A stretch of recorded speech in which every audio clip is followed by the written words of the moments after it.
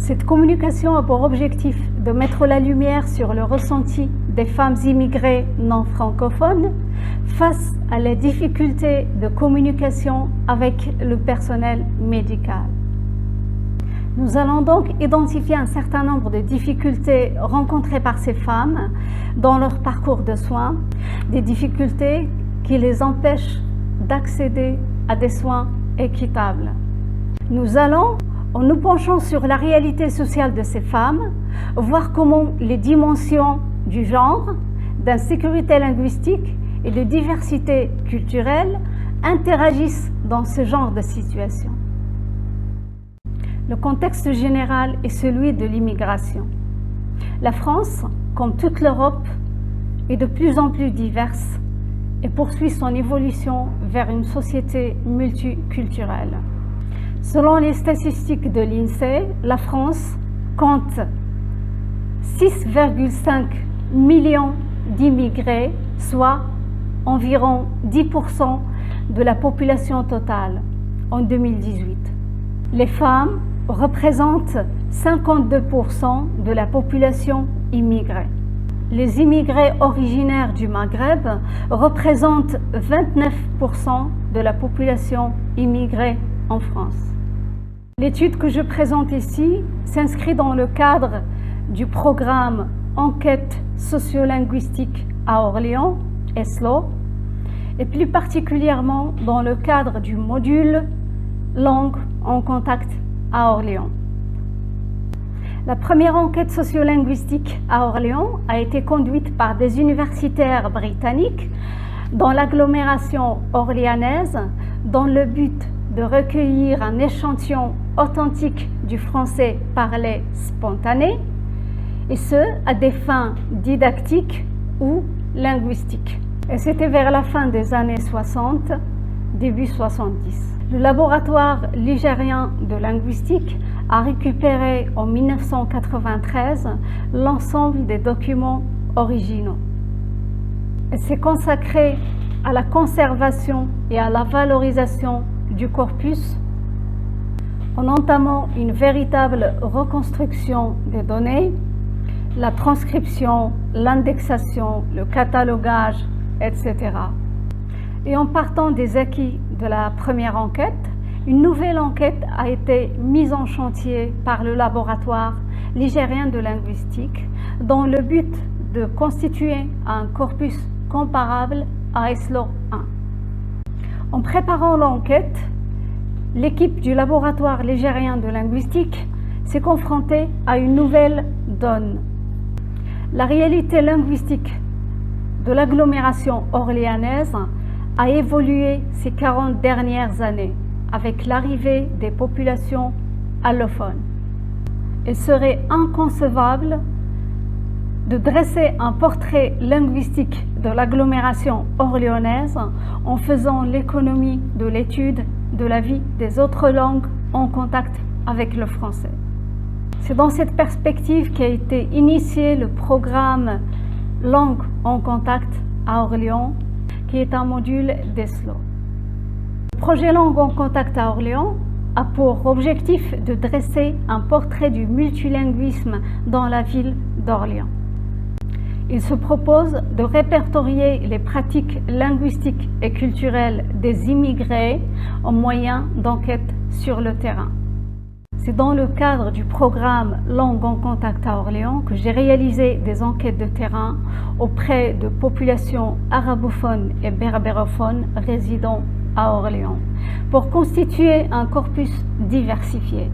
Un corpus diversifié en termes de situation de parole enregistrée, des entretiens en face à face, des communications téléphoniques, des récits de vie, des conversations, etc. C'est un corpus diversifié également en termes de catégories de locuteurs approchés. J'ai constitué un corpus situé, un corpus qui contient en plus des données primaires, donc des enregistrements et des questionnaires. Il contient une riche documentation sur ces données, sur leur contexte de production, ainsi que sur les choix théoriques et techniques que j'ai pu adopter. Le sous-corpus sur lequel porte l'étude que je présente aujourd'hui est un sous-corpus composé de 8 femmes âgées entre 25 et 60 ans, des femmes qui parlent arabe et ou berbère. Je donnerai d'autres critères par la suite. Ces données ont été complétées par une observation sur le terrain, notamment dans les milieux hospitaliers. Il s'agit d'une catégorie de femmes qui n'est pas facile d'approcher pour des raisons que nous allons voir plus tard. La qualité de la constitution du corpus est un facteur de la relation de confiance établie entre moi et les enquêtés. Ma relation privilégiée avec ces femmes provient du fait que je partage avec elles un certain nombre de traits. Même origine, même langue, même situation en France. Je suis membre à part entière de la culture vernaculaire. Je la connais de l'intérieur, je la comprends profondément. Cela permet, selon les Bove, de réussir une percée plus profonde. Pour ces femmes, j'avais plutôt un rôle sécurisant. L'enquête portait essentiellement sur les pratiques langagières et culturelles de ces femmes immigrées. Ces femmes qui parlent arabe et ou berbère déclarent éprouver des difficultés à comprendre et à parler la langue française. Mais elles précisent que c'est dans les milieux de la santé où ils sentent le plus le besoin de s'exprimer en français. Donc ma question était pourquoi? Elles disent qu'ils ont besoin d'expliquer de quoi ils se plaignent et de comprendre le personnel médical sans être obligés de dévoiler leur intimité devant un accompagnateur, y compris les membres de leur famille. Face à la difficulté de communiquer avec le personnel médical, elles se sentent démunies, frustrées, vulnérables. Les entretiens avec ces femmes ont fait émerger une problématique particulière. Les difficultés de communication auront sûrement des effets sur l'acte médical et sur le parcours de soins des femmes d'une manière générale. Lorsque la santé est en jeu, il est indispensable que les interlocuteurs, patients et intervenants se comprennent bien. La communication et la compréhension mutuelle constituent le fondement d'un traitement médical réussi. Le langage est la base de la communication. C'est un moyen d'exprimer sa douleur, son mal-être, ses attentes, ses besoins et sa gratitude au personnel médical. Pour mettre en lumière les difficultés auxquelles ces femmes sont confrontées dans les milieux de soins, je me suis penchée d'abord sur leur réalité sociale. J'ai pu constater que ces difficultés de communication sont souvent accompagnées d'autres obstacles, notamment des obstacles culturels, des obstacles liés au contexte d'immigration, etc. Cette étude concerne une catégorie particulière de femmes immigrées. Il s'agit de femmes maghrébines, des femmes au foyer, entrées en France dans le cadre du regroupement familial pour rejoindre leur mari. Cette situation ne concerne pas les filles entrées en France dans le cadre de regroupement familial pour rejoindre leurs parents. Leur situation est différente. Ils peuvent rejoindre l'école ou faire une formation pour travailler. Cette étude concerne des femmes au foyer, des femmes qui ont rejoint leur mari et donc dépendantes de leur mari, des femmes qui ont toujours été sous la tutelle d'un homme, père, frère, mari et fils. Femmes maintenues dans un statut d'infériorité pratique et juridique, femmes qui se sacrifient pour leurs enfants, pour leur famille, femmes isolées, toujours confinées à l'intérieur de leur maison. Pour ces femmes, les liens familiaux représentent souvent leur seul repère. Cette catégorie de femmes éprouve des difficultés à s'exprimer en français. Ces difficultés les fragilisent considérablement parce qu'ils sont coupés de leurs racines. Ces difficultés de s'exprimer en français empêchent l'émancipation et l'indépendance de ces femmes. J'ai pu constaté chez certaines femmes une détresse psychologique due plus particulièrement à cette situation globale de dépendance économique, linguistique et sociale. La culture maghrébine influence le comportement de ces femmes dans leur rapport à l'accès aux soins. Les représentations de la santé des immigrés diffèrent de celles de la société occidentale. Ces femmes maghrébines ont généralement tendance à recourir à des pratiques et remèdes traditionnels, une sorte d'automédication. Ces femmes ont souvent tendance à utiliser des plantes aromatiques sous forme de fusion comme remède. Il arrive que ces femmes pensent que leur maladie est due au mauvais œil d'une tierce personne ou d'un sortilège. Dans ce cas, ils ont recours à un certain nombre de pratiques, notamment répéter des versets du Coran destinés à faire partir cette maladie et aussi brûler des herbes séchées sous forme d'encens. Ces femmes ne consultent pas pour des maux qu'elles jugent bénins. Malheureusement, l'urgence d'un recours médical n'est pas toujours perçue par ces femmes à cause des difficultés d'appréciation des seuils de gravité des maladies. D'une manière générale, ces femmes n'accèdent aux soins qu'une fois leur cas de santé aggravé et que la douleur devient insupportable. Même dans ces cas, la difficulté de communiquer avec le personnel médical pourrait parfois les conduire à différer des consultations nécessaires. D'autres obstacles liés à la culture et à la tradition musellent ces femmes. La pudeur embarrassante de cette catégorie de femmes. Tabou culturel, la santé faisant partie de la vie intime peut parfois constituer un tabou. Nous avons également le rapport avec le corps qui constitue un tabou pour ces femmes.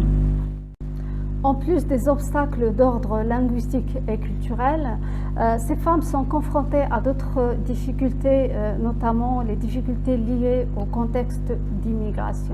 Ces femmes souffrent d'une invisibilité sociale due au statut de la femme dans la société d'accueil.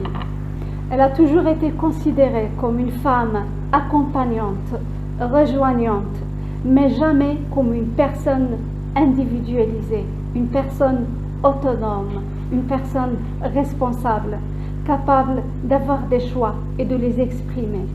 Ces femmes sont ignorées par la société, ignorées par les institutions, par les services publics, qui définissent leur statut juridique en fonction du statut matrimonial ou parental, victimes d'un silence par omission. Elles ont donc un sentiment d'insécurité et d'infériorité dû à cette situation d'immigration. Un sentiment de manque de légitimité. La légitimité d'être là, de demander, d'être écouté, de mériter des soins. En plus du manque de familiarité avec les services de santé du pays d'accueil, les difficultés de communiquer avec le personnel médical placent ces femmes dans une situation inconfortable. La migration est censée normalement leur amener protection et amélioration de la santé, du fait qu'elles ont en quelque sorte réussi à échapper à la pauvreté ou à la violation du droit de l'homme, etc. Le Code de la santé publique stipule que le médecin, je cite article 7, le médecin doit écouter, conseiller ou soigner avec la même conscience toutes les personnes, quelle que soit leur origine. Comment écouter, conseiller ou soigner quand on ne parle pas la même langue? Comment établir un diagnostic fiable quand le patient ou la patiente ne comprend pas les questions posées? L'intégration d'un service d'interprétariat professionnel va permettre de surmonter cette difficulté. Cela pourrait même être vital pour ces femmes qui ont un recours tardif aux soins de la santé. Les difficultés de communication peuvent constituer un vrai problème de santé publique, notamment dans le cas des maladies transmissibles et contagieuses. Le non-recours ou le recours tardif aux soins de la santé pourrait avoir des implications catastrophiques, tant pour la santé individuelle que publique. Sur le terrain, j'ai pu relever des cas où la difficulté de communication avait une implication ou des implications catastrophiques, notamment sur la santé de ces femmes. Plusieurs cas de diagnostic erroné par rapport à l'annonce de la maladie. Les patientes n'ont pas compris les termes utilisés par le médecin pour désigner leur maladie. Par conséquent, l'importance de l'observance du traitement n'est pas vraiment perçue par ces femmes. Et pour conclure, cette contribution permet de rendre compte d'un certain nombre de difficultés et inégalités d'accès aux soins d'une catégorie de femmes immigrées non francophones, des femmes maghrébines qui, de par leur réalité sociale, sont vulnérables en termes de santé. Pour ces femmes, c'est la langue qui constitue le principal obstacle qu'ils rencontrent dans leur parcours de soins. Et pour finir, je dirais que ces femmes ont une part de responsabilité dans cette situation. La prise en charge de leur santé et de leur vie d'une manière générale commence par l'apprentissage d'un minimum d'autonomie, notamment par la maîtrise de la langue du pays d'accueil.